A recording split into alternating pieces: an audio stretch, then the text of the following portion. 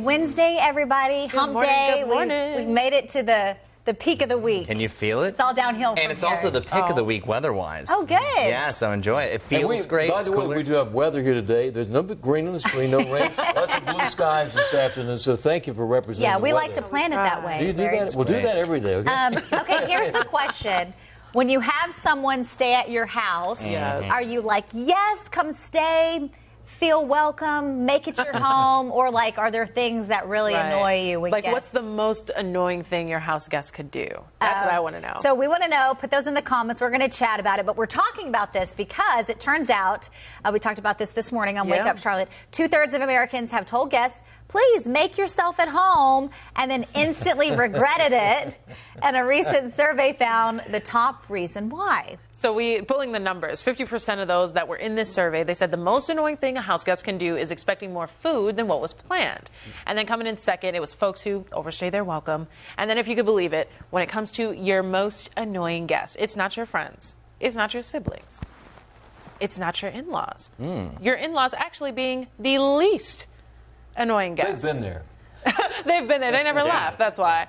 I thought that was the funny part of the survey there. But let us know. I mean, what is the most annoying thing that your house guests can do? I remember having friends over when I was a kid, and when I brought like too many people over for dinner, and my mom did not cook that much, I know that bothered her to the core. So I could definitely see that. I'm sure when it goes to food, if you have guys, especially teenage guys in the house, they're going to eat you out of house and home. Oh, my goodness, easily. Do you have a lot of teenage guys over at your house? No, but Keo said she brought kids over to the house, and her mom would be like, I didn't make that much food for everybody. Right. I would.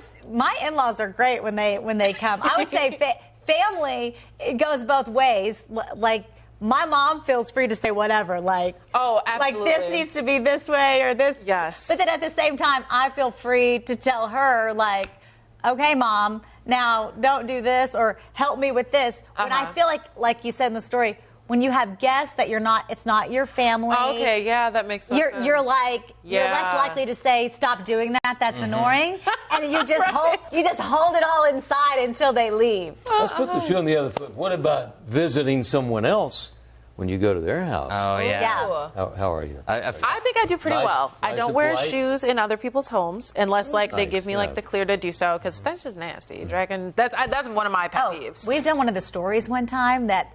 It they remember when they put the blue light down? Oh my goodness, it was nasty. You just don't want to know. It was gross. Or you bring a gift, especially if you're doing like a dinner party or like a welcoming. Gift is good. I'm trying to think what else. Because we did a lot of when you're staying over now. Oh yes, when I'm headed over, like try to bring a gift or something. I'm talking about spending the night staying over. Oh. Yeah, that's what we're talking about with this. Is people who stay at your house. The night. Yeah. Okay, I'm trying to think what else. I don't know the last time I've stayed.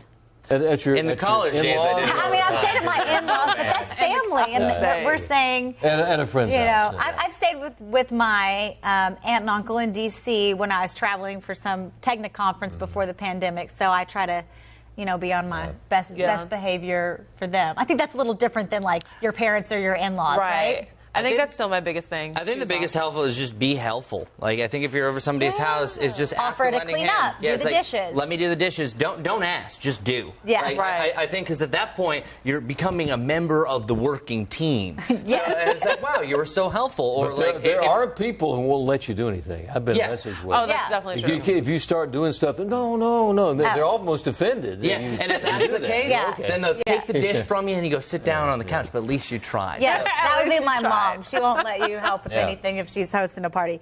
Hank saying, overstaying, they're welcome. If you plan a weekend, stay the weekend, not as long as you please without asking. That's valid. Social guidelines, I mean, don't people have jobs to go back to? Or that's okay. That's what I was going to ask. I didn't know if that was like an offensive question because I was like, I know you got to go to work. Well, that's why in the college days I stayed at a bunch of friends' house because you're a nomad. You're just surviving. You can't afford that 2-star hotel. Yeah, I think people give a little bit more leeway to young kids or kids in school and college. trying to figure out the ways of the world. Melissa's saying, I don't invite people that overstayed or people that will annoy me. I clean up after myself when I stay with others, buy them dinner, or bring a gift. Yes, bringing a gift is always important. You talk about kids coming over. When I was a little kid, and when I was really, maybe 6, 7 years old, when people came over to stay, I hid my toys. That is funny. I did. I put them away. Because, sometimes people, because what happened... They'll take your toy home with them. They'll break it. That's what it is. Aggressive. Do that. Especially at that point. Stashing the toys. Larry Sprinkle. Now, JT, I know is many years from this, but I do want to have a solid snack closet. Not closet, pantry. Closet. Oh, yes. Can't go in my snack closet. And it would be very clear if you're the house with the good snacks. Oh, yes. I mean, sometimes when kids come over after school, it's like, I'm like, all right, out of the pantry now, out of the pantry. They'll run down from the playroom, run back. What are you guys doing? What do you have in your hands now? They're in the snack closet. They're in the snack closet. And I'm sure you're like my wife, Kim, that you have a bunch of organized bins and sections for your snacks. Well, I try. Yes. I was going to say, that's what I do. And, much easier without kids. Yeah, the upkeep Everything on that stays where it is. It's hard. Yeah, no. When you have kids, you leave, and then you come home, and it's completely different than how you left it. It's like never ending. Hopefully you're listening. This is your future. Anyway, well, keep those comments coming. Let us know what you think. How are you when you stay with other people? What about when people stay at your house? And we'll see you back here tomorrow morning for another edition of Wake Up Charlotte to Go. See you then. Have a blessed day.